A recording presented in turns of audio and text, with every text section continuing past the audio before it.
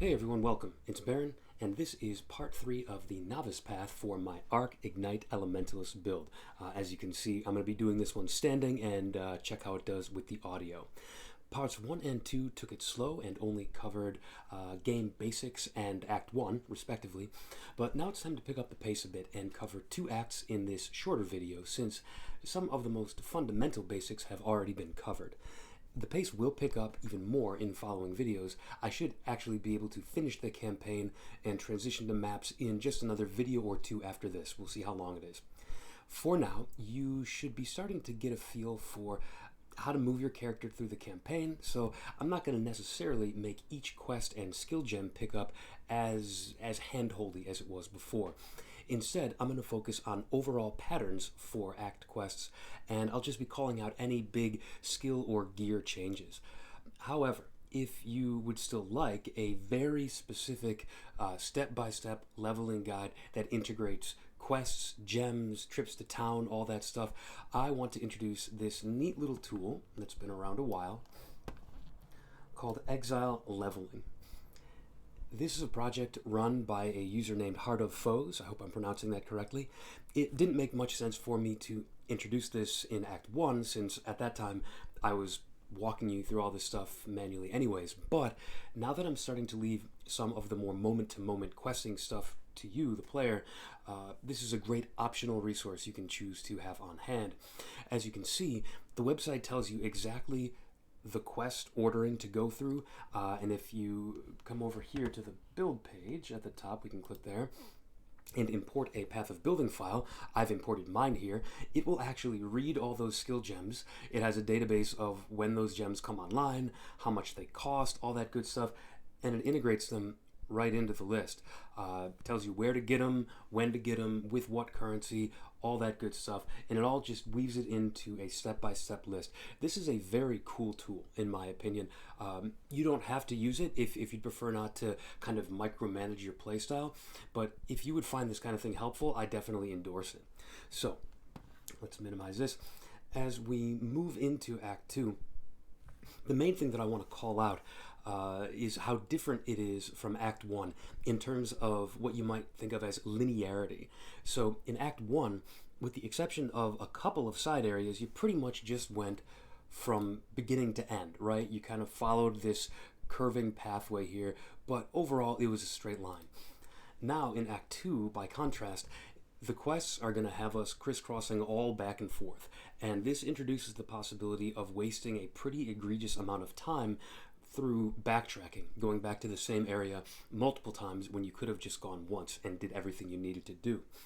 As a result, even though I am going to start leaving out all of the specific little sub-quest details, I am still going to offer, for this act, the most efficient order to go through the areas in order to minimize that kind of backtracking. The other major feature of this act that makes it unique is actually completely unique in the whole game. You will not see this again. There is a side quest, or a main quest with a choice of outcomes that gives materially different rewards depending on what you choose to do. And you can only ever choose one of these. You can't, like with the skill gems, you can choose a skill gem reward and then go buy the others. You can't do that here.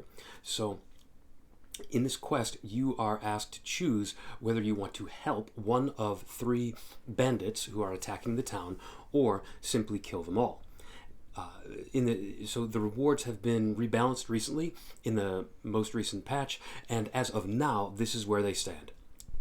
Helping the bandit named Kraityn will give your character a constant 8% increased movement speed buff that isn't tied to any gear or skill, you just always have it. While helping the bandit Alira would give you 15% to all elemental resistances in the same way, you just always have it. And then finally, helping the bandit Oak would give you 40 to your maximum life. And just for a little reference there, keep in mind that's 40 flat base life, as though you were getting it on a piece of gear. So it's deceptively good because that is going to be scaled by all of the percent increased life that you get on your skill tree. So I just wanted to point that out. But if you choose to kill all 3 instead, you will get a skill point. And there are no other in-game consequences for your choice other than this reward and just how the NPCs in town verbally react, but there's no actual consequences different than this. So in the end, if you feel that you've chosen badly, you can always go back and spend some currency called Orbs of Regret to undo whichever choice you make, and then you can choose any of the other options. And almost all builds, not all, but almost all, will eventually take that skill point. It's just too powerful and flexible. But if you strongly feel that you are in need of one of the other options, either temporarily or permanently, you can go ahead and take it. The build is flexible in that regard. But if you want my basic, easy recommendation just to keep it simple, just kill them all and take the skill point right away. We don't strictly need those other bonuses I listed. So with that in mind, here's how I would order Act 2 to make sure that you're not constantly backtracking everywhere. I'll point out here on the waypoint each area as we go, and I might show some video footage too. So along the way, as we're going through Act 2, let's keep in mind to be picking up fewer items to vendor than we did in Act 1. We want to focus now primarily on picking up rare items unless you have spare room in your inventory for magic items. You can continue to identify items that have the potential to be good upgrades for you, for your build, especially things like wands, scepters, boots, and then any 3-linked items that you find. So the same general priorities on those items will apply that we talked about in Act 1. I'll pop them back up here, but this is unchanged. You're still targeting the same things, just more of them, if possible. So, to get started, we're going to want to exit town to the northeast to the Old Fields. Find the den in this area, which is not unlocked on my current character because I didn't actually do this quest, but I do encourage you to do it if it's your first playthrough, because what you're going to get here as a reward for killing the Great White Beast in this den is a Quicksilver Flask. Now this will be at least your second Quicksilver Flask if you got the one as a reward in Act 1, but you can equip both of them side by side and alternate using them. Use A, use B, use A, use B, and this will improve the uptime that you have on a Quicksilver Flask. They don't stack, so there's no point in using both at the same time, but as soon as one runs out, you can pop up the other one, and it just makes it easier to regenerate the flask charges in between by killing the occasional enemy. So, proceed then to the crossroads, which you can see is appropriately named. It is at the center of a crossroads. It has, in addition to the entrance we're going to be coming through from the Old Fields, it has 3 additional exits. It also has the Act's first waypoint. The Old Fields does not have one, Crossroads does. So we do have to take all of these exits eventually, no matter what, but we're going to go in a particular order. For the first one, I want you to head northwest from the waypoint to the Chamber of Sins. Here. The things we need to accomplish in the Chamber of Sins are: find the waypoint, do the second trial of Ascendancy, which we'll find out on level 2. Be sure not to miss that, it's important. Rescue an NPC named Helena, kill the monster Fidelitas, I hope I'm pronouncing that right, and retrieve the quest item from the nearby bench after you kill the monster. From there, you can either use a town portal, backtrack to the waypoint, or quit to the character select screen like we talked about before, and then you can just rejoin in town. It's all the same, doesn't matter. Now, here as we come back to town, this is one of the only kind of large major breaks that we take from questing in this act to kind of manage our rewards, our gems, some side objectives, that kind of thing.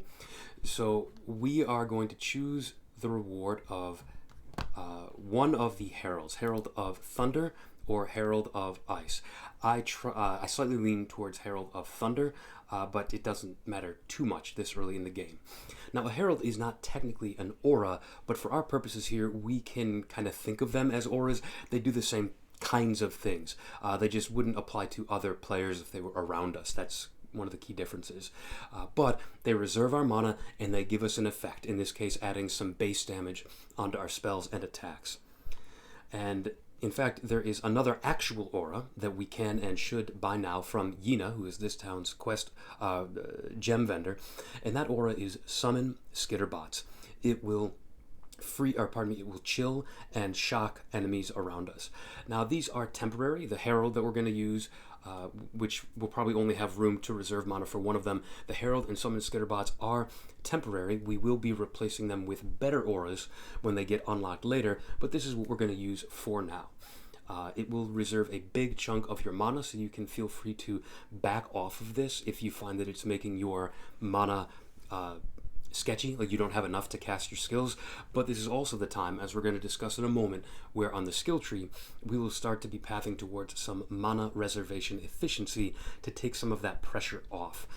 So that may also be a solution, is to target those even sooner. At this time though, before we talk about that, I want to say we also want to buy and level Wave of Conviction and Tempest Shield wherever you can find room. We're not going to use these yet though. That's going to be a common theme. There's going to be a lot of gems we're going to pick up and level but not use yet.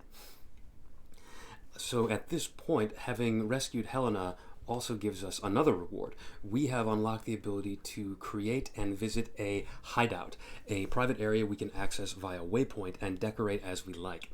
If you've ever played through the campaign before, your hideout will unlock immediately at this time. This is one of the very few things that carries over between characters and even between leagues when everything else is reset. If you had a hideout before, completing this quest, rescuing Helena, will immediately unlock it now. But if this is your first time ever playing the game, you will have to complete a short quest to unlock your first hideout. And if I remember correctly, obviously it's been a while since I had to do this, but I believe that may not happen until later in this act. You can then, as you proceed through the campaign and through maps, you can unlock other hideout tile sets or appearances just for decorative purposes by finding this blue icon that you can see on the waypoint.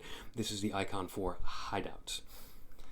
And if you find that blue icon out in the world during the campaign or during maps, you can just go into that little side area, clear the area of monsters, and that will unlock that as a hideout option for you. Some of these are scripted to appear in certain campaign zones, but others will appear randomly in certain endgame maps, and some tile sets are quite rare and prized by some players if you're into that kind of thing. In any case, the crucial reason we consider the hideout a reward now is because it unlocks the crafting bench for the first time. You will now start finding crafting recipes as pillars or scrolls throughout the campaign and maps. The crafting bench is absolutely essential for getting the mods we need on items, especially early on when our items are not going to be that great.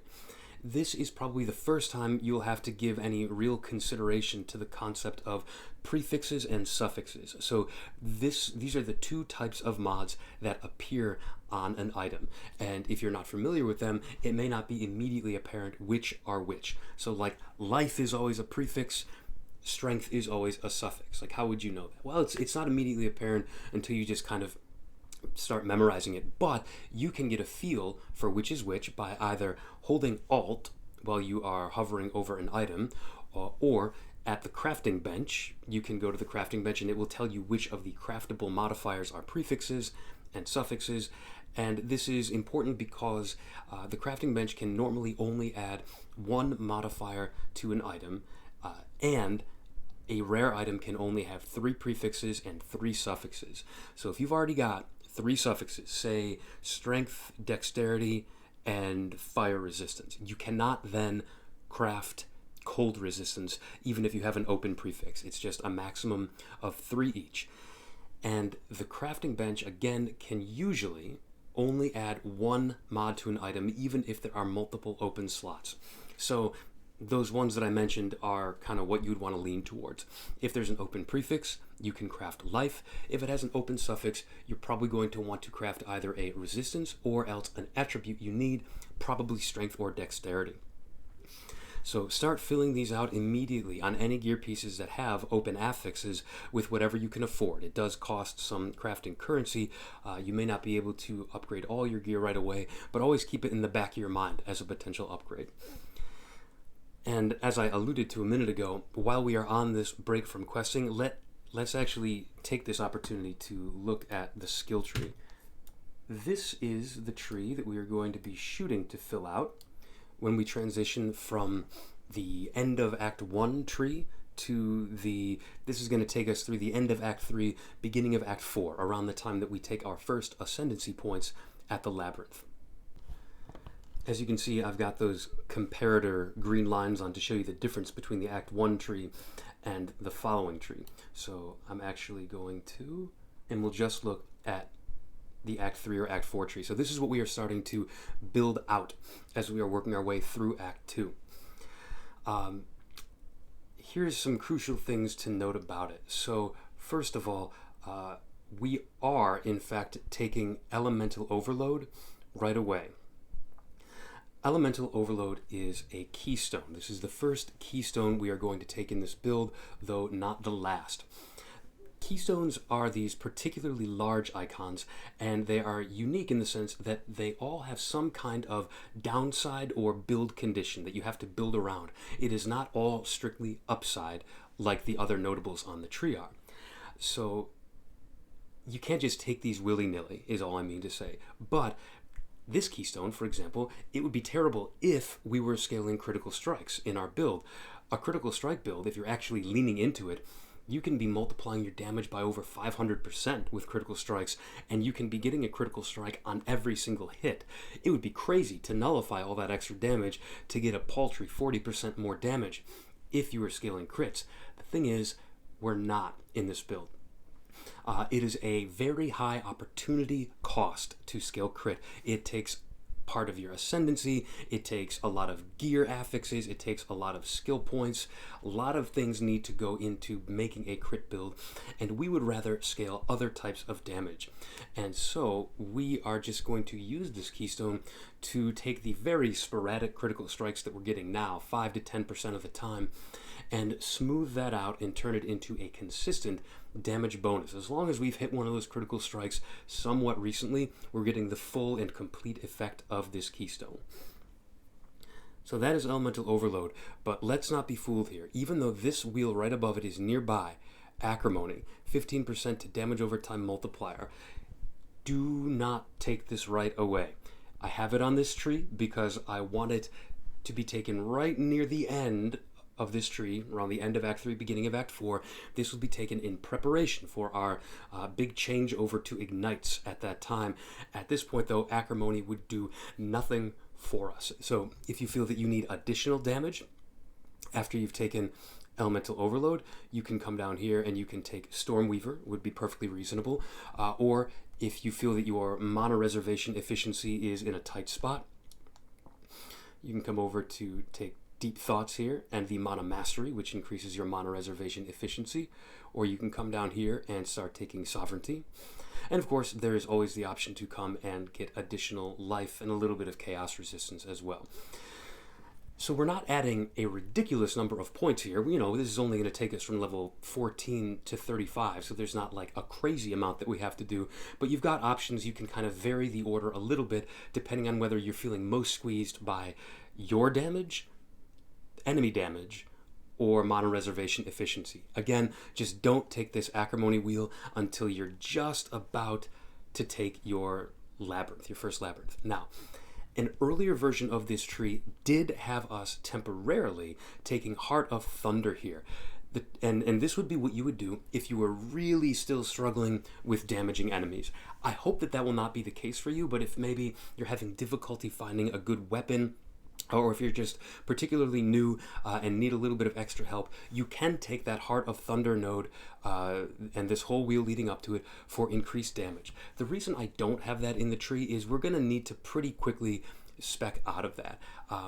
You know, if you do need to take it, you can keep the points in those nodes for a while, but eventually it's just going to become overwhelmingly apparent that other nodes will do better for us once we change over to the Ignites. So only take that if you're in a real pinch, I would say, and that you really feel that your damage is lacking, because we will have to unspec out of it.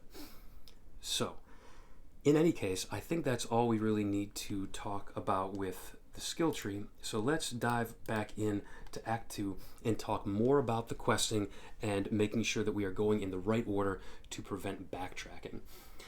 Use the waypoint to go back to the crossroads at this time, and this time head southeast to the Fell Shrine Ruins.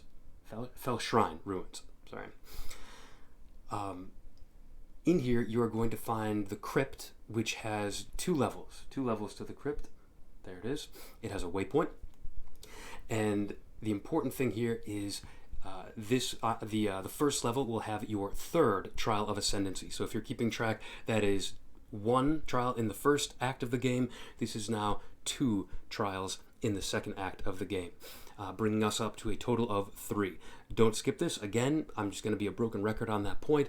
We will be needing it to go to the Labyrinth for our first ascendancy or subclass choice, and we don't want to have to waste time coming back.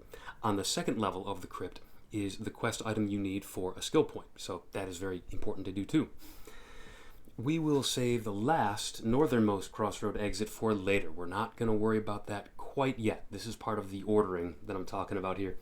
Instead, from town itself, we are going to take a different town exit from before.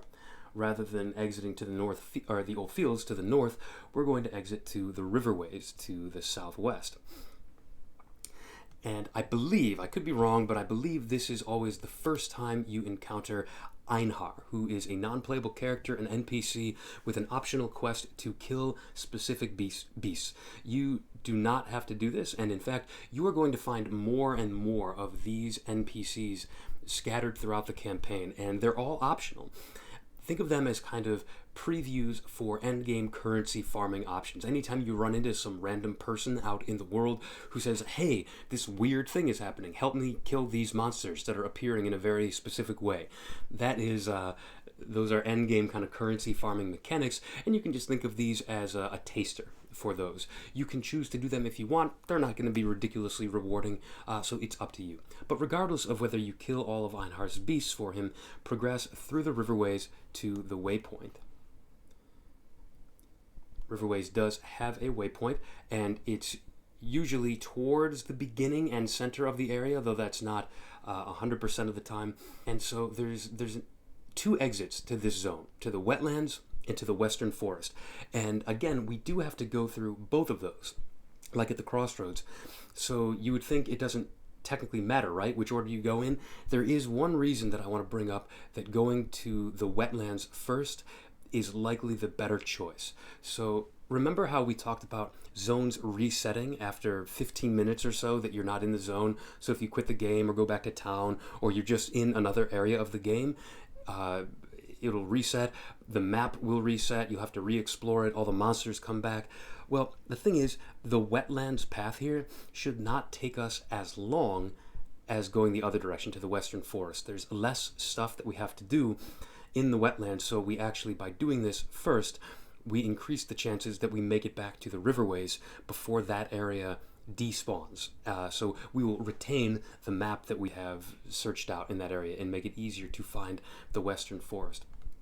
But let's talk a little bit about the wetlands and what we're going to do here, because this is one of the easiest pitfalls for losing a bunch of time, and I'll be honest with you, this still happens to me sometimes. If I'm on autopilot while I'm leveling a character on League Start, if I'm not thinking about it, I will still make this mistake. You are technically here to kill the bandit Oak, assuming you've decided to kill them all, but don't exit the zone once he's dead. If you head further back past his little fort hideout area, you will find a waypoint for the zone, and it will always be right next to a locked exit. The location is not flexible. It always is right next to a locked exit, and you're going to need to go through that locked exit eventually. So by grabbing the waypoint now, we can ensure that you can just teleport right back to that place instantly at the right time once we've got the items we need to get through. And this is a huge time savings, not having to re-explore the wetlands. From here, though, we will head back to the Riverlands by that waypoint that we find. We hope that the zone is intact so that we have a better idea of which way to go to get to the Western Forest. Like the riverways, the waypoint in the Western Forest is probably going to be kind of near the beginning, but more towards the center of the area, and if you just follow the path on the ground, it should lead you to the waypoint. So there are a few things that we need to do here in the Western Forest. 3, in fact. Once again, the order that we do these things in can help us prevent backtracking. So after we find that waypoint, go ahead and make your way down to, it's usually the lower left of the zone, but what we're looking for is a busted up caravan near the edge of a mountain. There are a bunch of what are called blackguards that are in the area. You need to kill all of those enemies and use the quest item that drops to open the nearby passageway in the mountain. You do not need to go through this. it actually leads back to Act 1, and the reward for doing so is actually back in the Act 1 town, which is pretty unique, getting a reward from a different act than the one you are currently in. But let's mark that down to do later, because for now we need to continue our mission in the Western Forest while the map is still active, while the area is still active and it hasn't reset yet. The next two things to do are on the left and right side of that central pathway, but the exact positions switch around every time the area is generated, so you will just have to explore.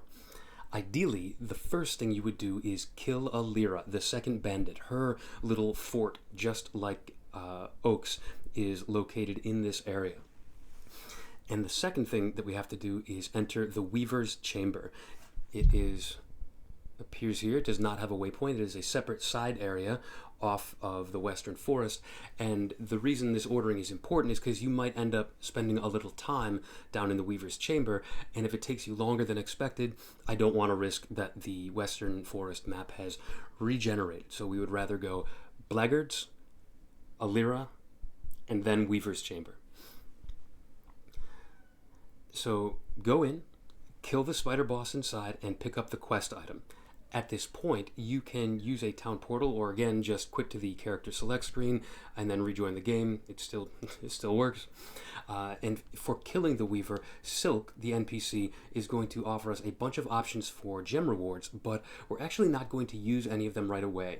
You can take Cruelty from him, the red gem, and level it for later, but it's not strictly required at this point. We are also going to buy the newly unlocked Deadly Ailments support and Cold to Fire support, but you guessed it, we're only going to level them. If you have limited slots to level things in, your top priorities should probably be Cruelty and Flame Surge, followed by then Deadly Ailments and Cold to Fire. We are building up for a big changeover at the end of Act 3, beginning of Act 4. Again, that's going to be where we transition into doing Ignite-based damage rather than hit-based damage. So we're not going to use all of those gems that we're leveling right now, but a lot of these are going to come into play at that time. Right now, as you're back in town doing quests and rewards and stuff, or quest reward stuff, you can go back to the Act 1 town right now and grab that skill point as your reward for opening the passageway between the acts. And now it is time to kill our last bandit, assuming you opted to kill them all. Kraityn is going to be found up that final northern pathway from the crossroads at an area called the Broken Bridge. There is nothing to do in that area after killing Kraityn. He is your sole objective, so either town portal or do the usual quit to character select. Back in town, Eramir, the NPC, will give you the quest item you need to proceed with the campaign, and he will also give you a skill point if you killed all 3 bandits. This act has been a little heavy on quest rewards and gems until now, but from here on out, it is a straight shot with no more fiddling around in town other than occasionally coming back to vendor gear, if needed. So you remember that waypoint that we took over in the wetlands before killing Oak? This is when it's going to come in handy for us. We will teleport back there, and we can now unlock the door that's nearby. In fact, we could have done this with just the quest items from the Weaver's Chamber and Fidelitas in the Chamber of Sins. We didn't have to kill Kraityn first, but we're soon going to need the item that we got from Eramir for killing the bandits, so doing that first prevents a pretty substantial backtrack. So you will advance to the Vol Ruins right here through that locked door, and then the path becomes pretty linear from here on out as compared to the meandering crisscrossing that we had to do up until now. The only side path that we might have to take is this area here, the Dread Thicket, right off of the Northern Forest. Like I said, it has been years since I've had to unlock hideouts, so I could be wrong, forgive me. I think this is your first opportunity to unlock a hideout and therefore a crafting bench in Act 2. But aside from the Dread Thicket, we're just going to proceed through the Northern Forest and then onto the caverns, and eventually through the caverns and into the Ancient Pyramid is the final area. That's where you will face the final act boss. This is a big kind of ancient robot guy. He telegraphs his movements, but that does mean that they're even more dangerous to get hit by, so pay attention. His big slam that he winds up over his head for, that hurts a lot. There's a beam weapon that he uses, that hurts a lot, but you can see him charging it up. When stones start to rain down from the sky. He'll kind of shake the room, stones will rain down. Watch out for the pattern. There is always one small rock that falls down on you without dealing damage, and that is the precursor, the warning that there is a big rock coming that will deal damage and hit pretty hard. So if a small rock falls on or near your character, find someplace else to be. Get out of the way. And that's it. Once you have beaten him, the exit to Act 3 opens up and we can proceed.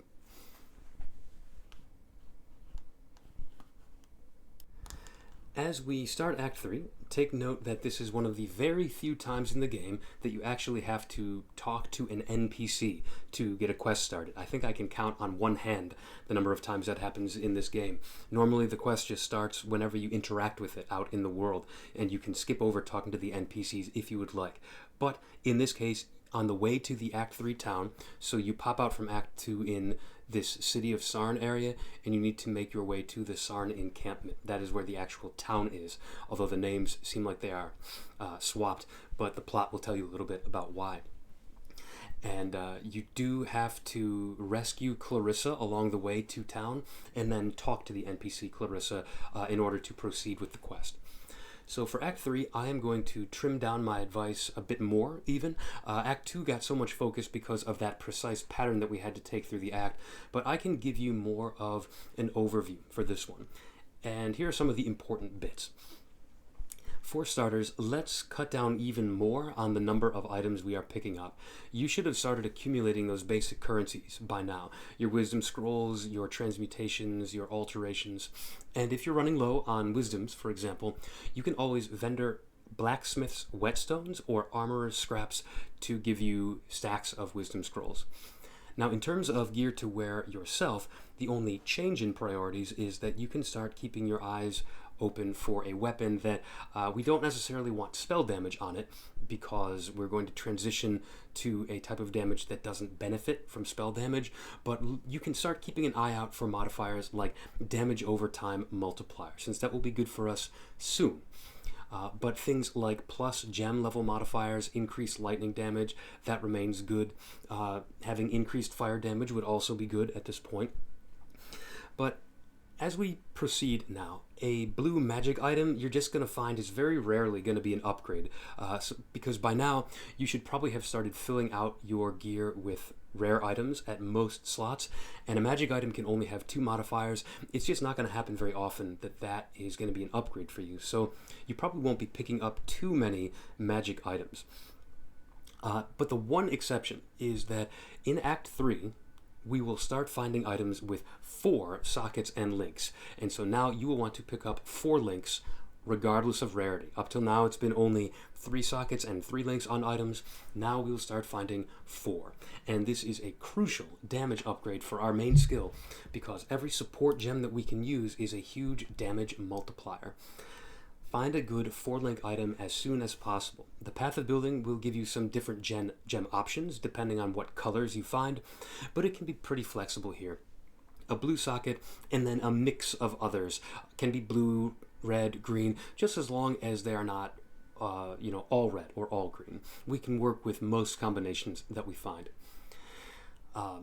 Now, just as kind of an aside here, on the topic of gems and links, body armor and 2-handed weapons can actually go up to 6 links by the end game, and we will shoot for that eventually. It's very important, but it is extremely unlikely to even get a 5-link item during the campaign, since the rarity of the number of slots increases exponentially, not in a linear fashion. So just to kind of wrap your head around that, a 4-link is many times rarer than a 3-link, and in turn, a 5-link is many times rarer than a 4-link, and a 6-link is even many times rarer on top of that. So to put it in context, mathematically, for every 6 linked item you find, you'll find on average 5 items with 5 links, 30 items with 4 links, and 100 items with 3 links. That's how wide the gap is in the rarity of these things. So don't feel bad if you get to the end of the campaign and haven't found a 5 or 6 link. That's pretty typical.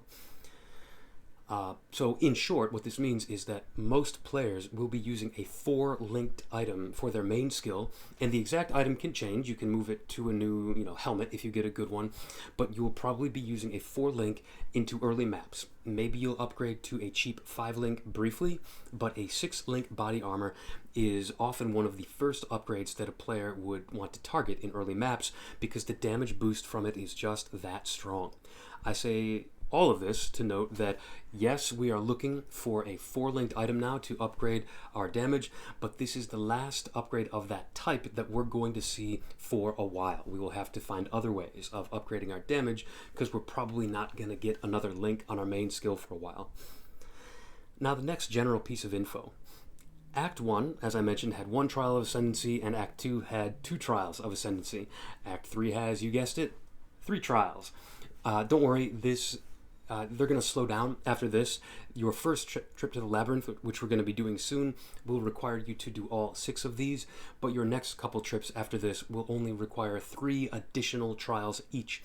And our last trip to the Labyrinth actually doesn't require any at all. That's a change. It didn't used to be that way.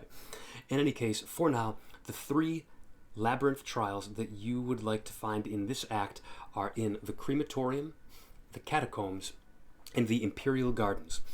Once you have taken them all, you can at any time go to the Labyrinth and access it.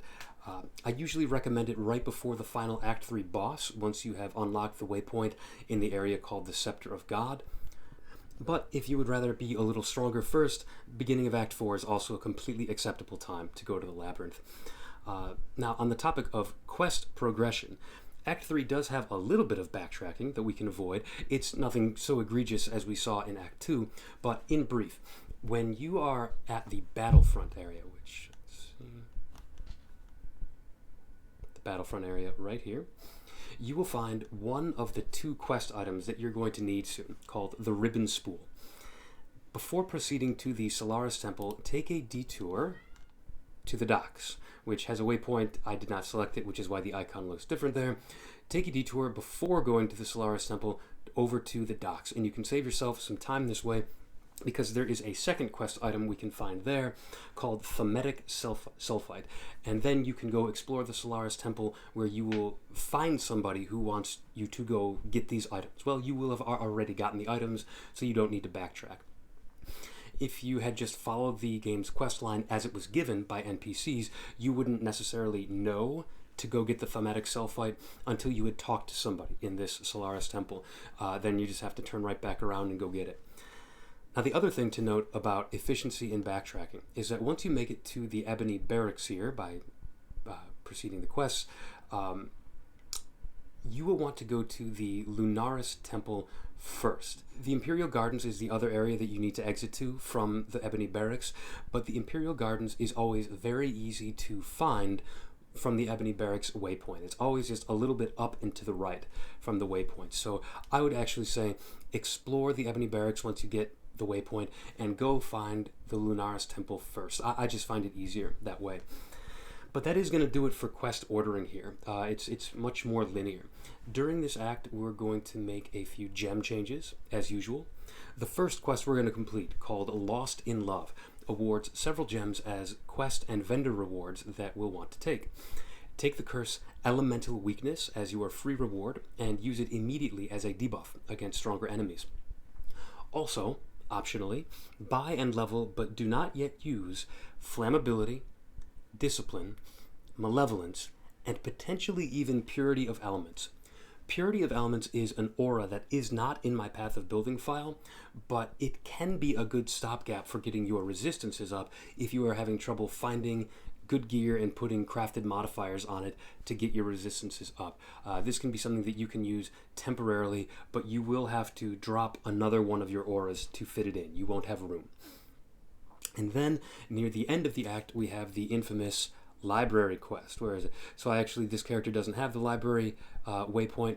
It's a question mark. You only need to do this quest your first time running through the campaign during a given league. After that, you can just buy any gems you want for your character. But if this is your first character through the campaign, you're going to want to go to the library. It is a side area off of the Imperial Gardens, and it's actually located typically not too far from the Trial of Ascendancy in that Imperial Gardens area. They're both typically kind of gravitating towards the upper left of that area.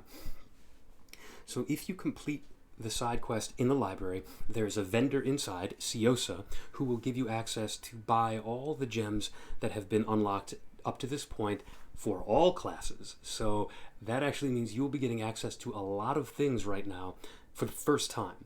So be sure to bring vendor currencies with you in your inventory, particularly Orbs of Alteration, Orbs of Transmutation, and Orbs of Chance. So for some reason, GGG never got around to coding this NPC to be able to access currency in your stash, so you have to have it with you. Just a little bit of an annoyance. Here we will pick up as many of the following gems as we can in this approximate order of priority: Determination, Burning Damage, Faster Attack Support, Molten Shell, Inspiration Support, Swift Affliction, Smite, Life Tap Support, Innervate Support, and Purity of Ice. That's quite a mouthful, right? But you're going to see he's got a lot of gems, and we're going to pick up a bunch of them. You can level all of those if you have room for them, except for Molten Shell. I'd like you to keep Molten Shell at level 1 for the time being, and we will discuss that a bit more in the next video. This is going to bring us near the end of Act 3. So this video has already extended on long enough, so I'm actually going to push discussion of our first Labyrinth and first Ascendancy points to the beginning of the next video, where we will pick up talking about Act 4 and beyond. You can watch the beginning of that video now if you want to ascend before the Act 3 boss. Either way is completely fine, but that is where that information will be located in the next video. The Act 3 boss, though, let's talk a little bit about him while we're here. He is a doozy. Make sure you dodge behind environmental obstacles anytime he's doing his crazy corpse Kamehameha thing, which the game officially titles Lightning Souls. Also, watch out for when he winds up a fist above his head. He is charging a big slam that will hit a large area around him. His vocal line, his cue that he's doing that, is the Touch of God. You definitely want to avoid the Touch of God. Now, during the fight, he is going to experience a phase transition once you get his health bar down, and his final form is actually a little bit squishier, takes damage faster, but has some scarier moves too, or at least scary in different ways. He has several abilities that inflict a damaging debuff called Corrupted Blood, and it'll kill you real good. I recommend, if at all possible, to have a life flask on you, at least one, that has a suffix that removes bleeding and corrupted blood. You're going to want one of those flasks anyways for the Labyrinth, so it is well worth, in my opinion, if you've got spare alterations, transmutations, to use them on some life flasks of whatever tier is the highest available for you at this time, and try to fish for that modifier if you've not been able to get it yet. Again, the Labyrinth is full of obstacles that make you bleed. We'll talk more about that in the next video. But between the lab and this boss fight, having that bleed flask is pretty good at this point. So, once you get him down, that is it. That is the end of Act 3. Believe it or not, this was actually the final boss of the Path of Exile campaign for a couple years before additional acts were introduced. You would just complete these 3 acts over and over on increasing difficulty, like Diablo 2 and 3 had it like that. So with that, that does bring us to the end of the video. If you've stayed with me this long, I really appreciate it. Again, in the next video, we're going to pick up with the Labyrinth and Act 4 and see how far we can get and whether that's going to be the last video in the series or not. In the meantime, leave any questions or comments you've got down below. Thank you for tuning in, and take it easy.